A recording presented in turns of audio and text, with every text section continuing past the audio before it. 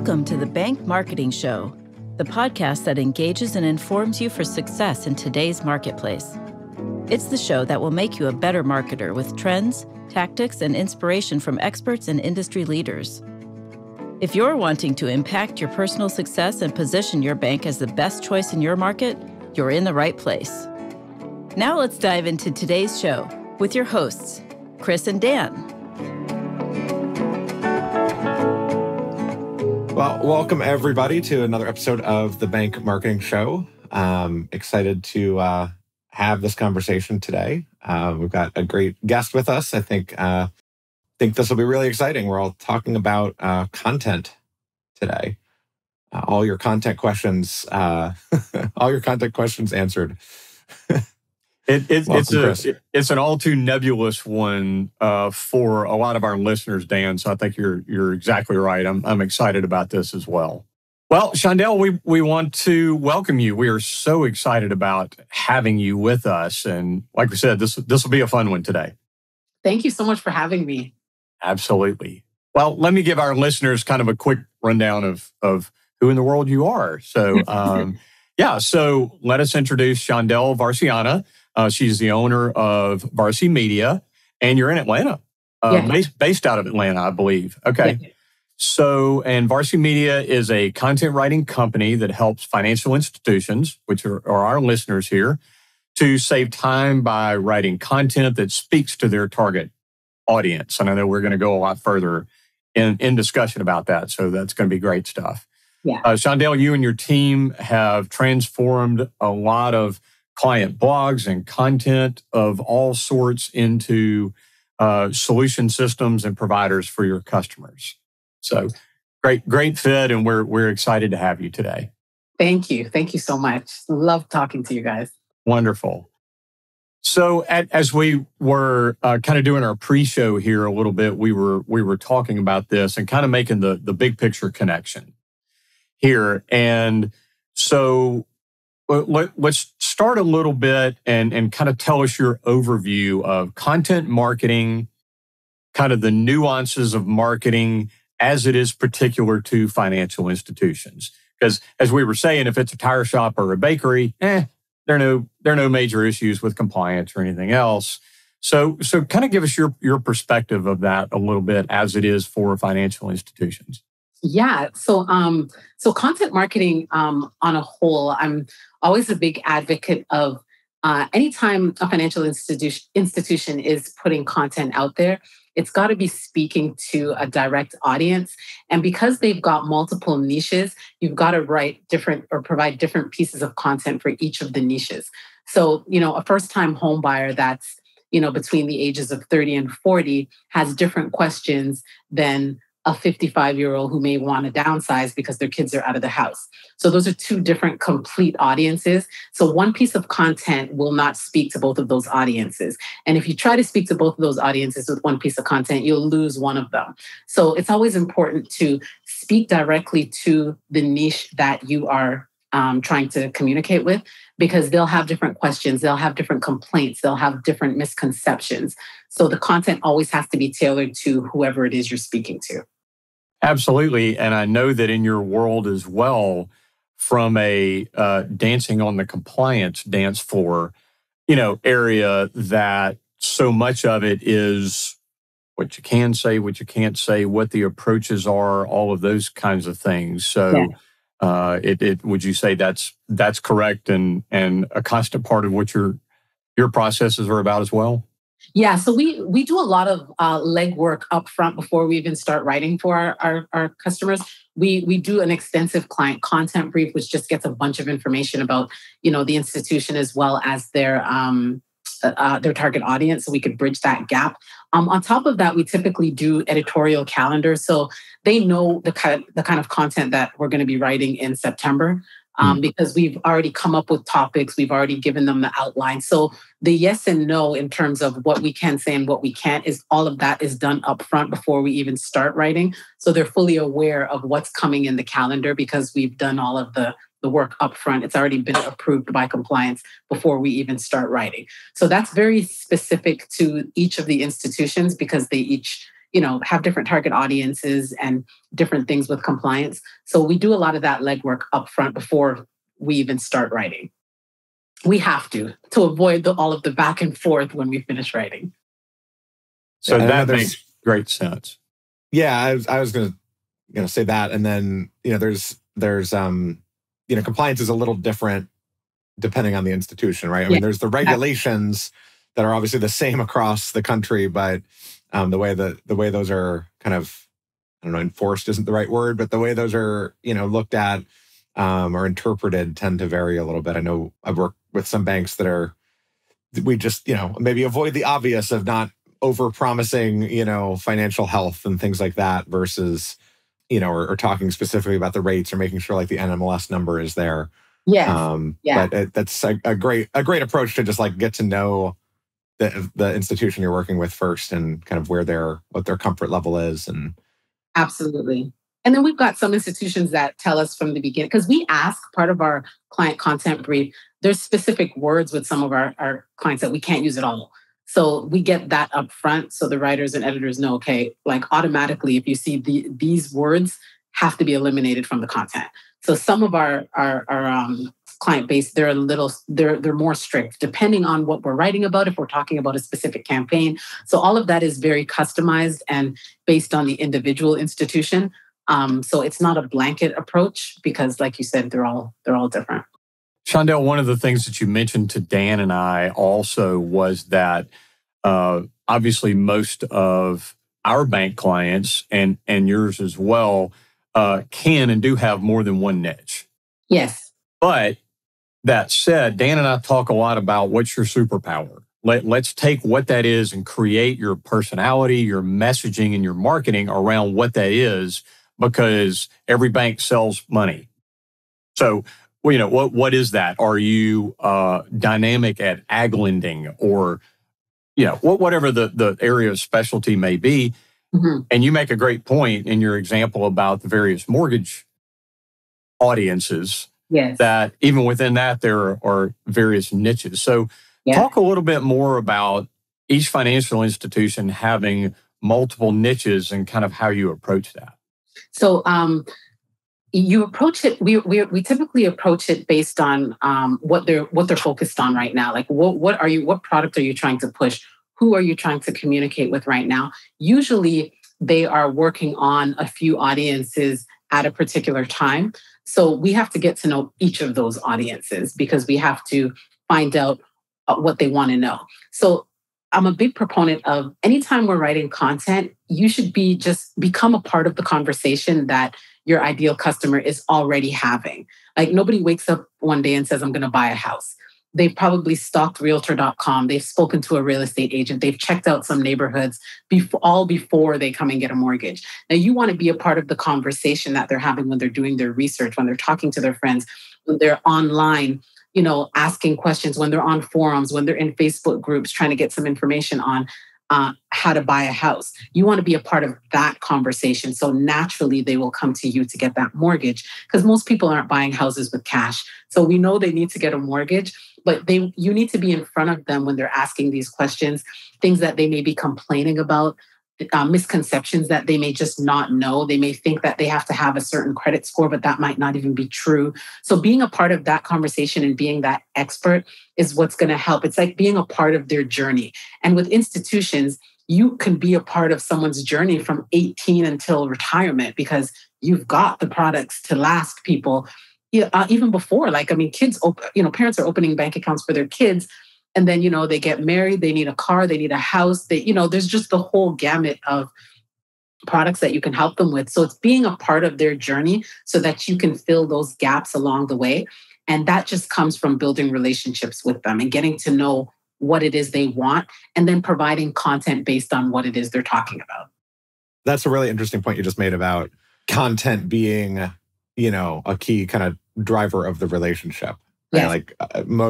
All community banks are focused on relationship building. And, our job as marketers and content experts is to help them figure out how to do that, digitally or when customers aren't coming into the branches. So I really like that point of maybe it's kind of a one-way conversation, but an article, a a post, answering a question on social media is a conversation in the digital age, and it's all these little things that add up and help build trust.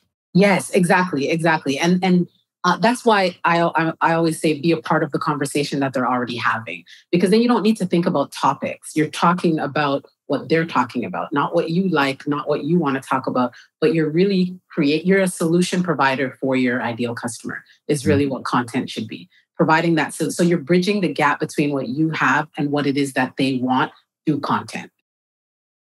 And in the establishment of yourself as an authority. Exactly. And a resource and all of these things. So yes, I love that. Yeah. And I'm such a big advocate of it because my whole career started from just kind of blogging on my own and my own personal experiences with buying property and stuff like that. And I just found that people were going to people online for expert knowledge and not the institutions. And the reason why they weren't going to the institutions is because the institutions were not where they are. You know what I mean? Like you have to congregate where your ideal customer is, and then they'll come to you. It's kind of, you have to go to their party and then invite them to your party. So you got to show up where they are consistently. And if they're online, if they're in Facebook groups, if they're in forums, if they're across the street at Wendy's, go there. Like be where they are so you can hear what they're talking about. Wendy's is just a joke, but be where they are so that you can be a part of that conversation. And then you invite them to your home. Then you bring them to your website, have them subscribe to your information, your newsletters. But you've got to show up where they are consistently first. It's like you've got to give before you ask. You and Dan have both made comments in the last couple of minutes about digital platforms. Yes. So, and in the quote unquote old days, when you're trying to promote your mortgage and you put a rate in an ad in the newspaper that's going to run next week. Was the way that it was done now. But you mentioned so many different platforms where the content translates and can be described and told to be part of those conversations in social blogs, all the, so on and so forth. So I love that. And even in digital advertising, doing exactly what you're talking about is capturing them while they are searching on Realtor.com and Zillow. Exactly. Or spending time on small business growth websites because they're going to need a loan for their small business or whatever the case may be, right? Yes, exactly. It's kind of getting to them before they need you because that's part of giving first, right? Being a part of that conversation. And who doesn't trust an institution? I mean, there's just so much information in banks and credit unions and stuff. I feel like it's just not getting out to their ideal customer. It's kind of, and I come from that world. I've worked I'm from Canada, but I've worked with most of the major banks in Canada. And it was the same thing. Like there's just so much information inside of the institution that doesn't get out to the ideal customer. And that's kind of where we come in. It's just, wanting to just encourage institutions to share more content because everybody needs a bank account. Most people need car loans, credit cards, 401k, like people need investments, people need mortgages. I mean, everybody could be a customer when you think about it, right? There's just, everybody has some banking products. Yeah. And to add to that, like there's a lot of financial content out there. Most of it is not great. That's the other It's created not by people like you, Shondell, but by, content farms and, howto.com and those types of things where people have read a couple Wikipedia pages and they put together an article based on, something has a lot of search volume. Yes. But if you as a small institution can get out there with really, quality content that actually answers questions, can go a long way to trust. Exactly. Or building more trust. And who better to get this information from than the institution who's going to qualify you for a mortgage or a loan? I mean, they're the best people to get the information from because they're the decision makers. Right. And it's not written by kind of an anonymous team at a mega bank, right? It's written by the loan officer, at least sort of ghostwritten and credited to the loan officer that will actually help you. Yes, exactly. So it's, I always just say it's great. It's great when the institution is able to, communicate what they have to offer to help their ideal customer so that they could eventually come back to them and get that mortgage, get that loan, get the credit card, et cetera. Can you talk a little about the strategy? So like, I working with banks and even managing content projects in the past, like it's really easy to get overwhelmed with, oh, well, we've got, these 20 different products. And if you're talking about audience, we've got, 40 different types of audiences we want to think about. Can you talk a little about like the, why it's important to have a strategy, how to kind of start coming up with a content strategy, how to think through that? Yeah. It's important to have a strategy because just back to what we were originally talking about is you've got to know where the ideal customer is in their journey, because that is what determines what product you're going to talk about. So you got to figure out who your target audience is first. Who are you wanting to target? And then what do they want to know? And then what products do I have? What do I have in my belt that can help them? So it's kind of working backwards rather than focusing on the products that you have and pushing that out on people. Reverse it and get to know your ideal customer. Find out what it is they want to know. Are they complaining that their credit scores has to be, a certain number? Because maybe that's not true. Maybe you have a product where it only has to be 680, right? Talk about that because that will solve the problem that they have. They're thinking they can't get into a house because their credit score is too low. But hey, I've got a product where it doesn't have to be, as high as they think it does. Talk about that because now they're thinking, oh, well, now I could buy my house so you're not necessarily, you're answering their questions at the same time talking about your product, but addressing their concern so that they will eventually come to you. Because if you tell someone that, they think it's got to be 700 and you say, well, I've got a product where it only has to be 680, they're going to raise their hand and say, oh, really? Tell me a little bit more because I thought it had to be 700. And that opens up the conversation.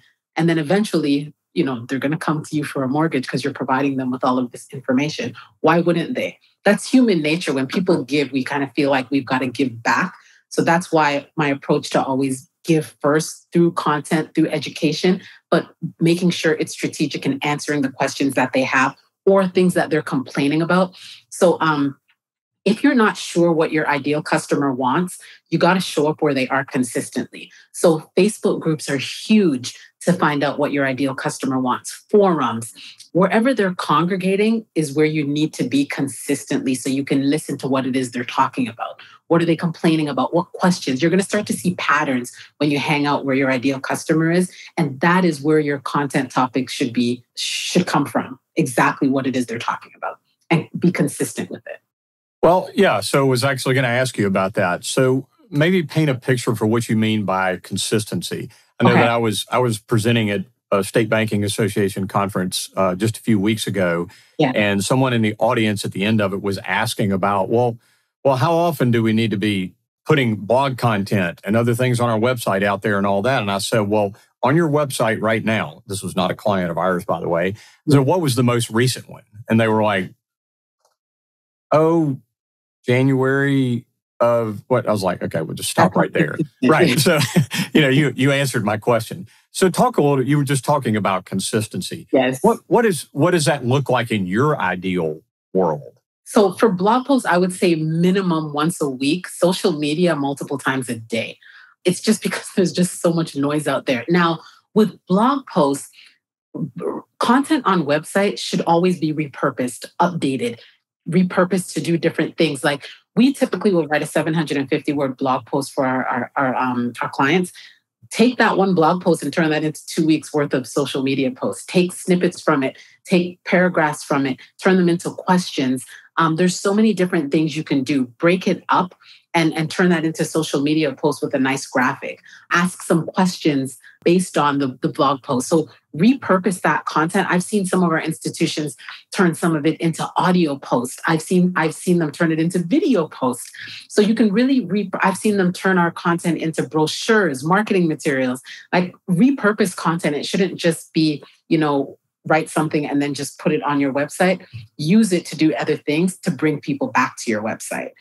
Because that's what you want to do. If you're not doing any type of search engine optimization, then blog posts aren't really going to help.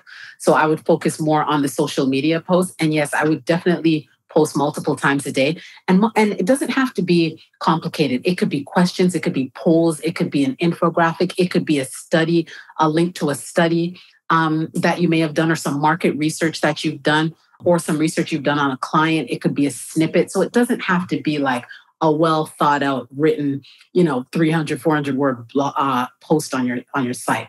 Mix it up, and just to make it engaging as well as to provide variety for your ideal customer.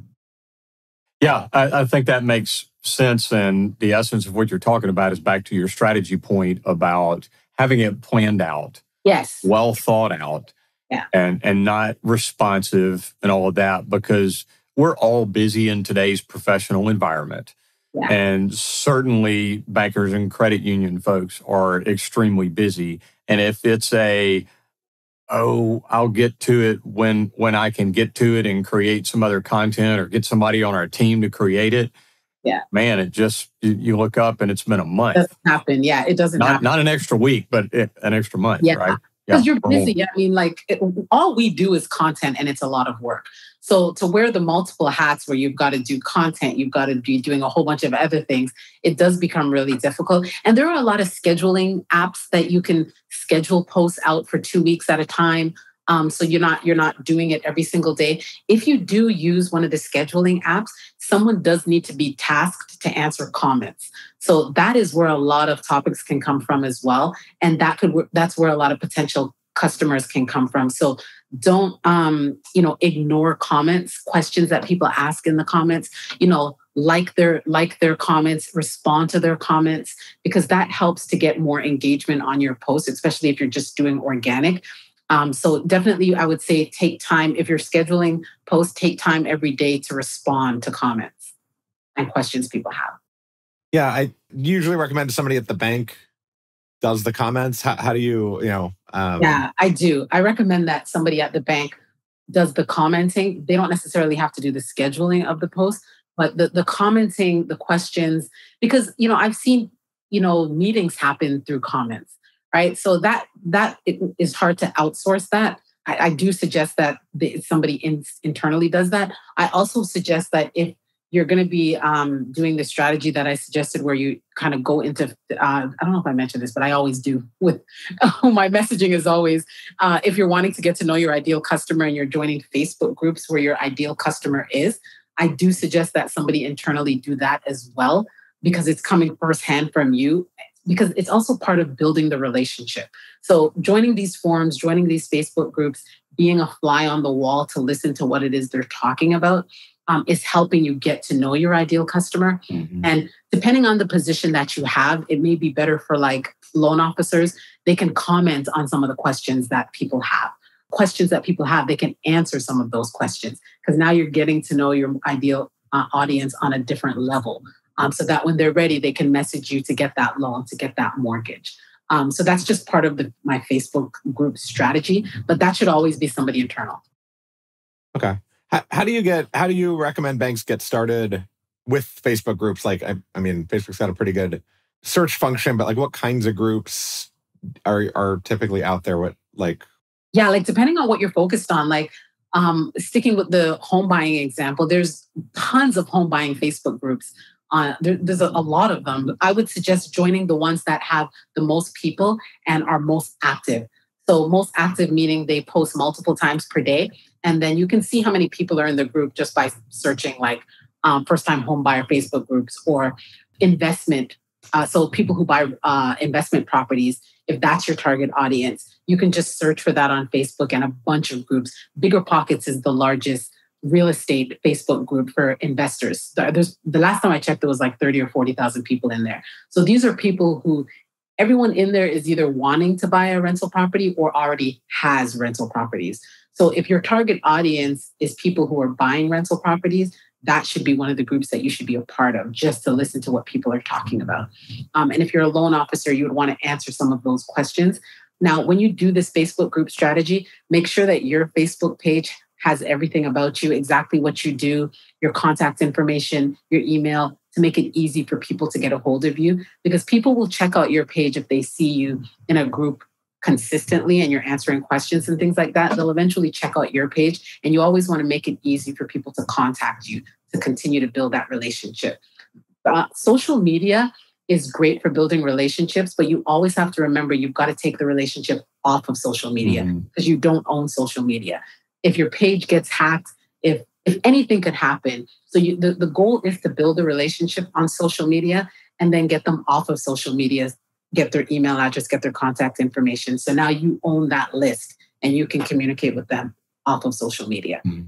That's a whole other whole other areas, email content and email strategy, but another great avenue to push content out to, because somebody might be asking questions on a Facebook group, but be months or a year or more away from buying the home. Exactly. So you got to have a way to keep in contact with them. Yeah. Absolutely. That's a great point and a big one that too many people miss, I think. Yeah. I've just seen too many pages get shut down. So, I don't want people to just get stuck online in social media. You've got to, build a relationship and then, build it offline, get them offline so that they, the goal is so that they become a customer. But like, Dan just said, they may not be ready to be a customer for a year, and you've got to keep in touch with them, because if you don't, then they'll just go somewhere else. Yeah. Treat it like your bank's at a parade or at a, has a table at a fair, and you're meeting people that come up. Exactly. Maybe they just want a pen, or a tote bag, but like they could be a customer down the line. Yeah. And you're just trying to build, the relationship and get their email on the clipboard. Exactly. And that's a perfect analogy. And it's the same thing online. It's just the fair online. Yeah. Yeah. So another question that I had for you from your content perspective and creative standpoint, Dan's agency and mine, we probably have the entire span of size of institutions. I mean, my agency has bank clients under 100 million, and like our biggest one is 7 billion or larger. Anyway, so and everything in between. And content to those two ends of the spectrum look and feel very differently. So you're talking to a small rural audience about your products and services, or you are looking, to connect with a huge audience. So talk a little bit about that and both a content strategy and set of messaging for different audiences, size audiences. Yeah, the different audiences depend on, of course, location and who it is you're targeting. Because even, an audience in a rural area versus an audience in a major city, could be too different, right? Real estate is different in both of those markets. So they will naturally have different questions. They may be thinking about different things. So that's why it's really important to know your audience extremely well. Because that's really all that matters, is who they are and what they want to know. That's really the only difference is who is your audience? What do they want to know? What are they talking about? Let's create content around that. That's all that matters. Regardless of the size of the institution, what's most important is who the audience is and what message does the audience want to know. The question is never, what do I want to tell the audience? The question is always, what does the audience want to know? You always got to work backwards. It's never about your products. It's never about you. It's always about them. Then you're finding and asking yourself, do I have what they want? It's just that service mentality. How could I serve this particular audience? Can I serve them? And if I can't, then maybe you just can't. But that should always be the underlying question. What do they want? And do I have what it is they want, regardless of the size of the institution? Yeah. What are good ways of finding that out, right? Like who, I'm thinking it just seems like, you can't really Google it. We've talked about Facebook groups. So you can kind of see what people are asking questions for, and that can be a source of, blog content. But surveys, I've seen some of the larger institutions do surveys. Yep. I've seen some of the larger institutions do surveys to find out what their ideal customer wants. And then we create topics based on the results of the survey. That's a big one. A lot of the larger ones will do so. And a lot of them already take data from questions that people ask on social media, questions that people are asking on their websites, as well as the customer service line. So that's also a huge way that institutions will gather data. What are common questions that people are calling in and asking about? They'll get that from their call center, their website, and social media and surveys. Those are kind of the more common ways that they've done a little bit of research to find out what their ideal customer wants. And that can probably even be inclusive of frontline staff. And frontline staff. Yeah, absolutely. It's like what are the problems that we can solve? And those are the people that are part of those ongoing daily conversations, and they're hearing it. Yes, yeah. And then you would probably know this too, Chris, in terms of like when you're doing keyword research for your ideal customer, you can, that's another way of finding out what your ideal customer wants too. What is a particular group searching for online? Like what kind of questions are, because, anytime you're searching for something online, you're usually asking Google a question like what is, where is, it's usually a question that you're typing in to Google. So, you would be able to tell them, this is what people are searching for, in this particular area. So that's a form of research as well to find out what an ideal customer would want. And then you can start creating content around, those keywords. Building on that a little bit, and going back to Chris's question of kind of differences between smaller and larger institutions, can you give us some sense of what does a good content program look like for the small, maybe a rural bank with a couple branches versus like a more regional bank? How much content, how often, absolutely.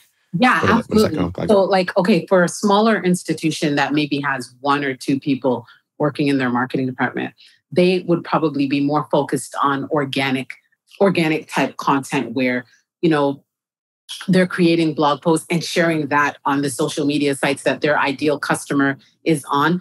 May not have necessarily enough money to be doing, more of the heavy marketing. So they're more focused on organic. They may also turn those blog posts into marketing brochures. I've seen that as well. And mainly just share that on social media and their website. They may be focused on a couple keywords that are not too competitive because they'll be a little bit more expensive to rank. But that's typically what they'll do. And they may do about one blog post per week just to organically get their name out there. The larger institutions usually have a whole entire team. So they're doing PPC ads, they're doing Facebook ads, they are doing, 2 to 3 blog posts per week. They're sharing that, they're doing video. I've seen some institutions are now getting into podcasting.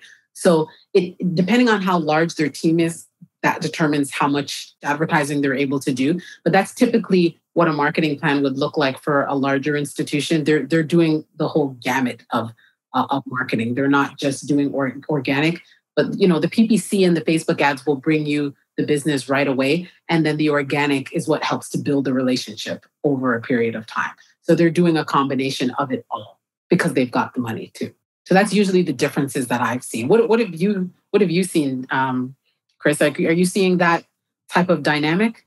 Because that's typically what I see with the larger and smaller. I think it is. And I think it's back to being befitting of the personality of your brand. Yeah. And so to Dan's point, smaller rural banks with 2-3 branches, I love what you're saying about organic, because those are the ones that are so community rooted. Yes.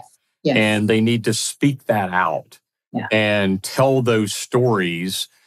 And that's going to have a very different tone from a content standpoint, I'm thinking, than a much larger institution that is going to be far more about being resourceful from a technical standpoint. Yes. Or am I kind of reflecting what you typically are seeing and how you're approaching it? Yeah. Absolutely. Yeah. Because the PPC ads may not be as effective as someone, who has 1 or 2 branches that are a little bit more rural.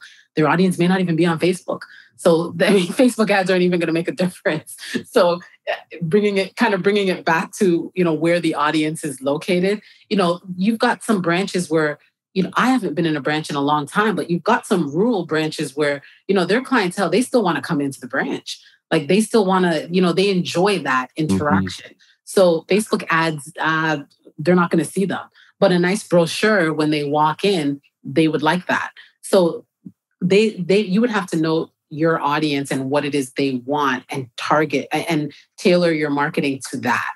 But that's typically what I see with the more community focused banks. They're more focused on organic, and then the large, behemoths, they're doing everything.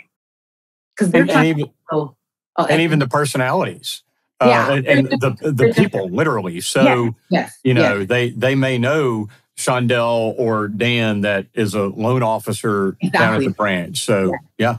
So completely different audiences. And that's why it always has to be tailored to what the audience wants. Great point. For sure. Yeah. So are there consistent stumbling blocks? And obviously, oftentimes the answer is to hire your agency, your media company to do this. But are there consistent stumbling blocks that you see to financial institutions not doing a good job in their content? Yes, just the consistency. That's number one. The number one thing is they're just not consistent. And the reason why they're not consistent is just because they just don't have the time to be consistent. But that I would say is the number one thing is it's because it's a long game. It's really a marathon. It's not a sprint. It's building relationships. It's kind of like, when I met my husband, he didn't ask me to marry him on the second date. Like we got to know each other. And after a couple of years, it was normal for him to ask me. You know what I mean? So it's the same thing as you're getting to know your audience. They've got to get to know you. They've got to like you. They've got to trust you. Buying a house is the largest investment people make. So, when it comes to that kind of stuff, they've got to really feel like you're there for them. Like they're not just a number, like them, you're getting to know them and you're trying to help them along their journey to home ownership or to buying their first car or even, having their first child. Like how can you help them as they're progressing through, they're getting married and they're having their first baby. I mean, there's just so many different products that you can help them with, but you want to be a part of that journey so you can help them with these things. And all of that is part of relationship building. Right? Like people leave their institution for the craziest reasons. But when you think about it, who really wants to leave their institution? Like you set up all your bill payments. Like, I mean, you've got your accounts, I've got all my bills set up with my bank. Like I don't want to leave them.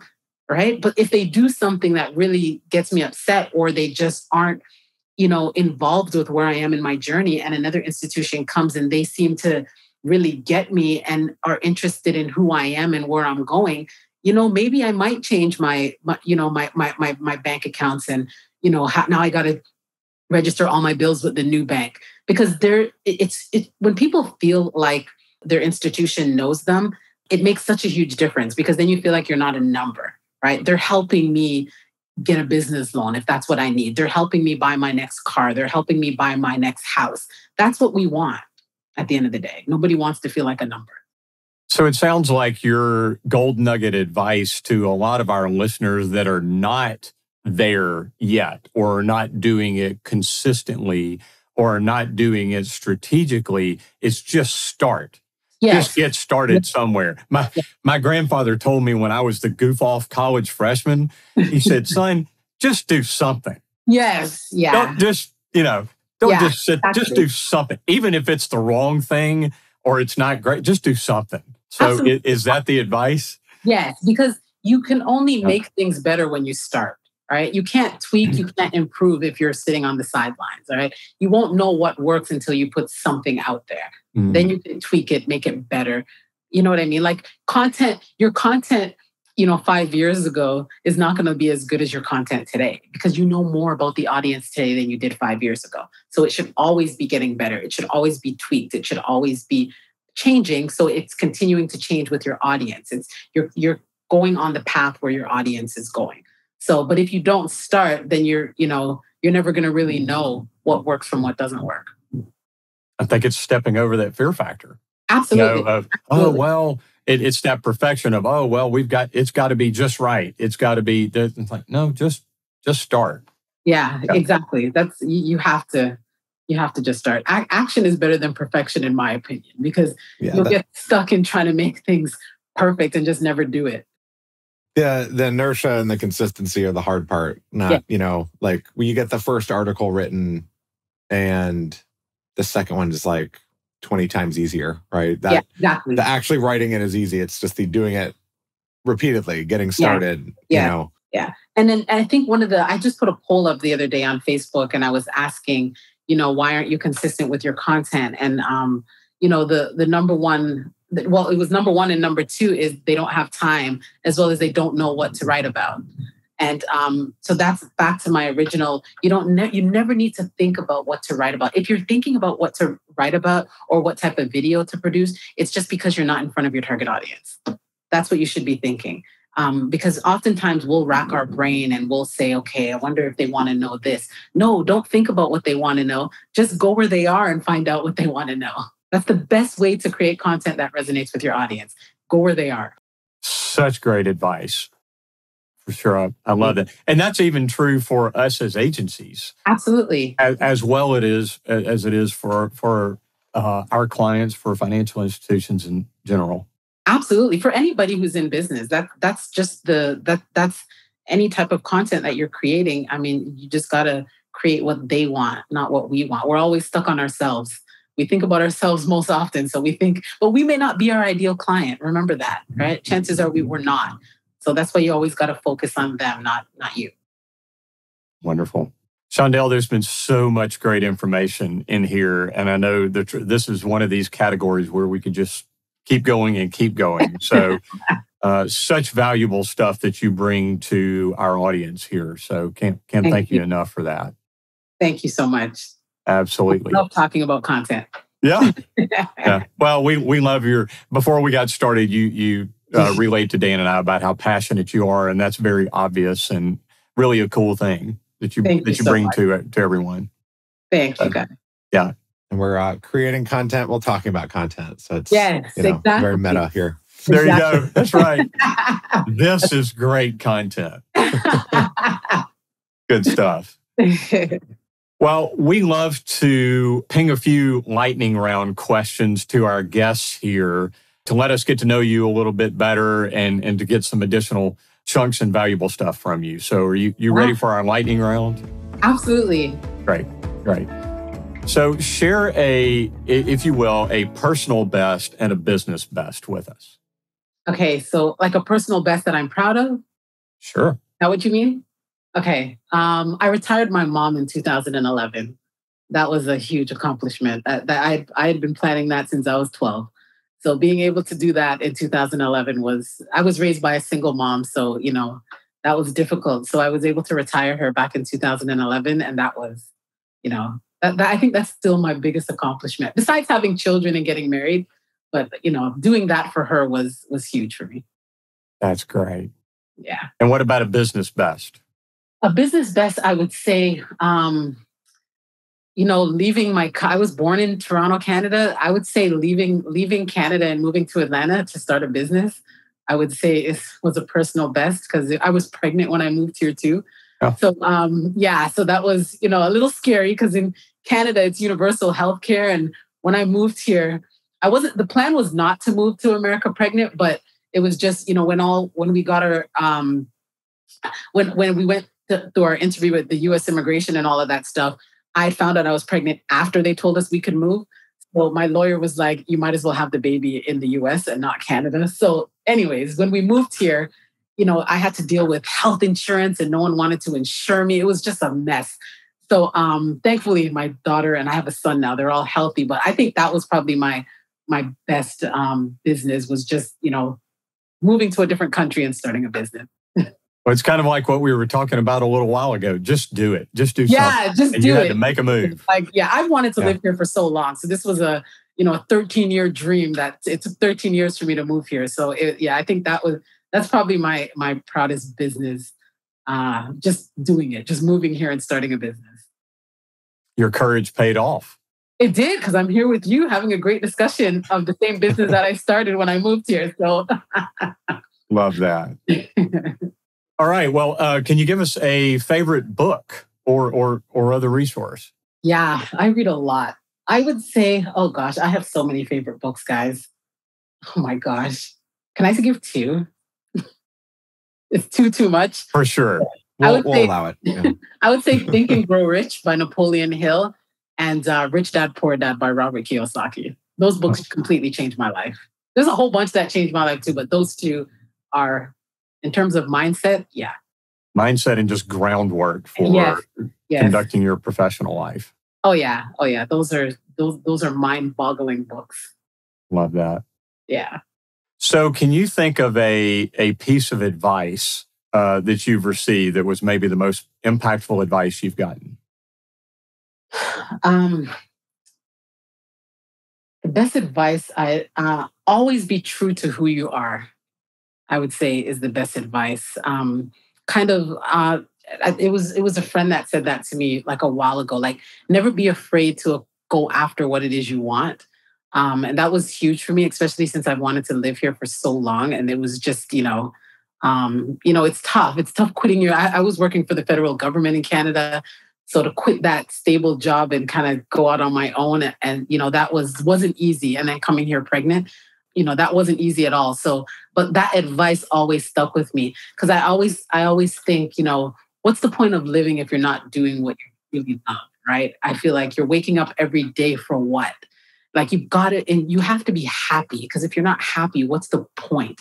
So, that kind of, every time I would think, it was so difficult to move here, that would always come back to me. Always be true to who you are. Always go after what you want and never give up. Because I never wanted to be, 50 years old and look back and say, what if, right? I never wanted that. And I also want my kids to see mom and dad, they went after what they want. Because my husband was born in Jamaica, then moved to Canada, then here. So I want them to kind of see, mommy and daddy are living their dream. I have the courage to live mine. Yeah. So that's I think that's the best advice. What a huge thing you can pass on to them. Yeah, I think that's the best thing. Rather than telling them to go after what they want, how about just show them? Now my daughter says she wants to live in Canada after all that work. She's only 7, so she may change her mind. After all that work of coming to America, I like Canada, mommy. Well, you've got a little bit of runway there. Oh, yeah. She's not fair. I said, you can go back. We're staying here. But who knows? Our journey as parents is to support and lift them up in their journey wherever they want to go. Wherever they want to go. I said, you're not limited by country, because, mommy and daddy were not born in America. So, I want her to be free. She's been to 10 countries so far. Yeah. And I kind of want her to be free to kind of, go where your heart leads you. Love that. Yeah. So what's a piece of advice that you give maybe to your clients? Be consistent with content. Yeah, be consistent with content. I kind of feel like everything else kind of will follow that if you just get out and do it and don't overthink it. Just create. And we're focused on writing, but I'm a big advocate of video, of audio, of infographics.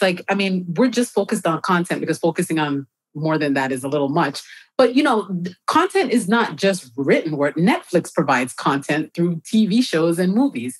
That is a form of content as well. So, I'm a big advocate of different forms of content, because you never know how your audience wants to consume content. And you want to make it easy for them to consume content. Well, some people prefer watching video. I'm a big... I try to read a book a week, but I get through that at the gym, because I'm at the gym for 90 minutes and I'll listen to an audiobook. So for me, I've got 2 really young kids, 7 and 3 years old. So for me, it's not the easiest to, read a physical book, because my life is very busy, but I'm at the gym 90 minutes a day. And that's a great time for me to get a book in, because I can listen to the audio version for 90 minutes. And that is a form of content too. And that's a way that Amazon, with the billions of stuff that they do, but that's the way how they have recognized their audience likes to consume content in different ways. They've got Kindle, they've got Amazon, Audible, and you could buy the physical book. So they're getting different audiences, and that's what we should be doing too. What are the best ways for our audience to get in touch with you, to be able to reach out and connect with you? Yeah, my handle is Shondell Varcianna everywhere. I'm on LinkedIn most often because my ideal customer is on LinkedIn. So that's where I am every single day. So LinkedIn's probably the easiest way to get a hold of me. And my handle is Shondell Varcianna everywhere. I'm on Instagram, I'm on Facebook. Super. And we'll make sure that that's in our show notes, and those connections with LinkedIn and your website are all on there as well, so that folks that aren't where they can jot that down at the moment will be able to do that and access it through show notes on our website. Yeah, and we've got a bunch of free stuff on our website. We've got a blog checklist and a bunch of other free stuff. Feel free to download that and use that to start creating content, today. Love that. Well, this has been great. Although, I've been in the marketing space for a while and done some content myself. I think I've learned a couple of things here and really enjoyed the conversation. Oh, thank you. You guys are awesome. Love talk. We can talk all day. Great questions. Super. Well, thank you so much for taking the time to be with us and sharing a lot of tremendously valuable stuff. We really appreciate it. Great to have you. You're so welcome. Thanks again for having me. Thanks a lot. Thank you. Thanks for joining us. To go deeper or get access to some of the valuable nuggets from today's show, go to bankmarketingshow.com. There you'll find episodes, links to resources, and much more. Be sure to subscribe wherever you find your podcasts. And join us next time.